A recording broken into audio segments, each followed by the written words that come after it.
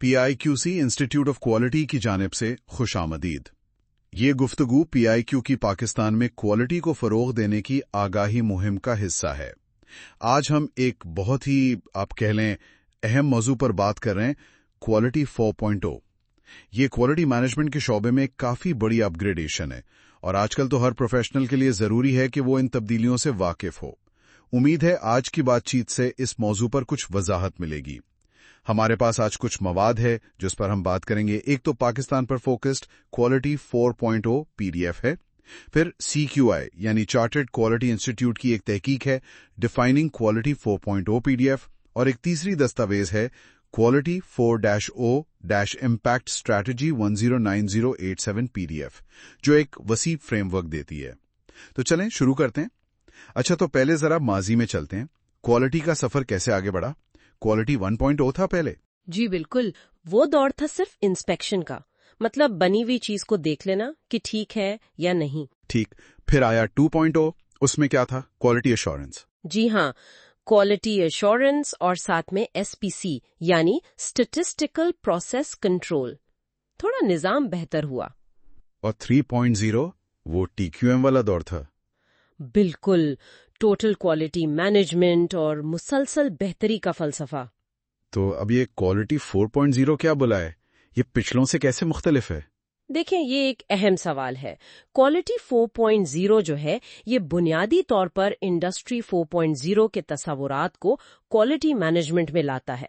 आसान लफ्जों में कहें तो जो नई स्मार्ट टेक्नोलॉजीज हैं, जैसे IoT यानी चीजों का internet, AI, machine learning, big data, उनको क्वालिटी के जो पुराने आजमूदा उसूल हैं उनके साथ जोड़ना है।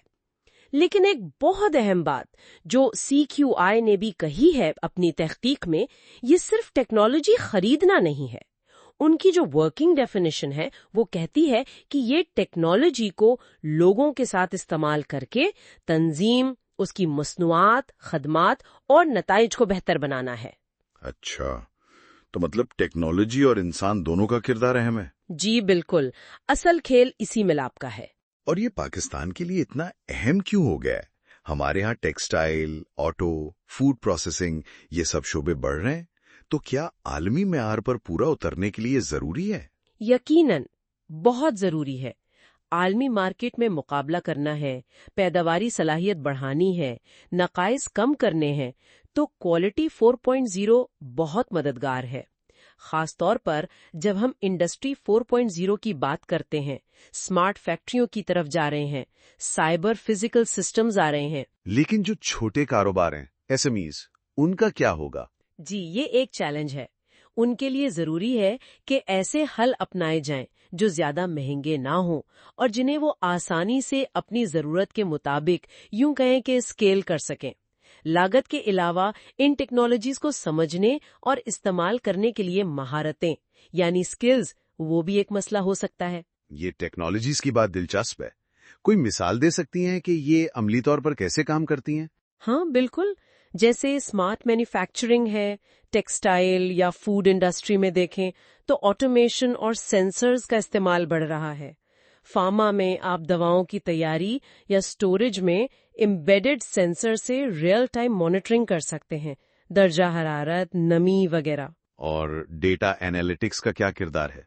वो पेशगोई वाली बात। जी, प्रिडिक्टिव मेंटेनेंस, ये बहुत कारआमद है। सेंसर से जो डेटा मिल रहा है उसका तज्जिया करके मशीन खराब होने से पहले ही अंदाजा लगा लिया जाए कि कब मरम्मत की जरूरत है। अच्छा, तो प्रोडक्शन नहीं रुकेगी? बिल्कुल, अचानक ब्रेकडाउन से बचत होती है। फिर रोबोटिक्स हैं, AGVs हैं जो सामान खुद ले जाते हैं, कोबॉट्स हैं जो इंसानों के साथ मिलकर काम करते हैं, और इन सब को जोड़ने के लिए सॉफ्टवेयर इंटीग्रेशन जैसे ERP सिस्टम्स वो तो लाजमी है। वो क्या था? हाँ, वो क्वालिटी 4.0 इम्पैक्ट स्ट्रैटेजी वाली रिपोर्ट में थी। वो एक अच्छी मिसाल है कि AI और मशीन लर्निंग कैसे मदद करते हैं। पहले उनके यहाँ कुछ खराब बैचेस बन जाते थे तो वो बस जाया कर देते थे। फिर उन्होंने मशीन लर्निंग इस्तेमाल की, सेंसर डेटा और बाकी चीजों का तज्जिया किया तो उन्हें असल वजह पता चल गई जो शायद इंसान आसानी से ना पकड़ पाता। अच्छा, इससे ना सिर्फ नुकसान कम हुआ बल्कि वो अपनी तरकीब भी बेहतर कर पाए। تو یہ ڈیٹا کو صحیح استعمال کرنے کی طاقت ہے۔ ان سب ٹیکنالوجیز سے تو پھر کوالٹی پروفیشنلز کا کردار بھی بدل رہا ہوگا۔ پہلے شاید اسٹیٹسٹکس پر زیادہ زور تھا۔ بالکل، اب صرف روایتی شماریاتی طریقے جاننا کافی نہیں، اب IT, data science, analytics, ان کی سمجھ ہونی چاہیے، جیسا کہ CQI کی رپورٹ میں بھی ہے۔ اب کوالٹی پروفیشنل کو ایک طرح سے ڈیٹا کو سمجھنا، اس میں سے مطلب نکالنا آنا چاہیے، اور پھر دوسرے شعبوں جیسے IT، R&D ان کے ساتھ مل کر کام کرنا ہوگا۔ تو پاکستان میں اپ سکلنگ کی یعنی نئی مہارتیں سیکھنے کی بہت ضرورت ہے۔ لیکن کیا اس کا مطلب ہے کہ پرانے اصول جیسے کسٹمر فوکس، PDCA سائیکل، مسلسل بہتری، ISO معیارات، یہ سب ختم؟ نہیں، ہرگز نہیں۔ یہ بہت اہم بات ہے۔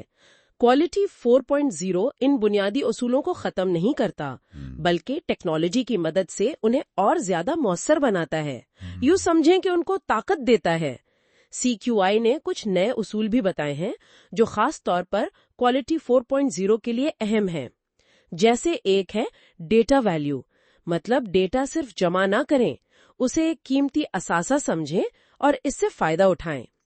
ایک اور اصول ہے ٹیکنالوجی اور مشترکہ ذہانت، یعنی بہترین نتیجہ تب ملتا ہے جب انسان اور مشین مل کر کام کریں۔ ٹھیک ہے، تو خلاصہ یہ ہوا کہ کوالٹی 4.0 نئی ڈیجیٹل ٹیکنالوجی کو پرانے کوالٹی اصولوں کے ساتھ ملاتا ہے، اور پاکستانی صنعتوں اور پروفیشنلز کے لیے مقابلے میں رہنے کے لیے اسے اپنانا بہت ضروری ہے۔ بالکل، اور ایک آخری بات جو میں شامل کرنا چاہوں گی وہ کوالٹی 4 پوائنٹ امپیکٹ اسٹریٹجی دستاویز سے ہے کہ کوالٹی 4.0 صرف ٹیکنالوجی لگانے کا نام نہیں ہے، یہ ایک مسلسل سفر ہے۔ اس میں تنظیم کے اندر کلچر، سوچ، تعاون اور لیڈرشپ، ان سب کو بدلنے کی ضرورت ہوتی ہے۔ یہ ٹیکنالوجی سے زیادہ لوگوں اور پروسیسز کی بات ہے۔ یہ واقعی ایک اہم نقطہ ہے۔ تو تمام پروفیشنلز کے لیے یہی پیغام ہے کہ آنے والے وقت میں ان نئی مہارتوں پر توجہ دیں، انہیں سیکھیں، اپنائیں، تاکہ وہ اس بدلتی ہوئی دنیا میں مؤثر طریقے سے مقابلہ کر سکیں۔ PIQC انسٹی ٹیوٹ آف کوالٹی کی جانب سے اس گفتگو میں شامل ہونے کا بہت شکریہ۔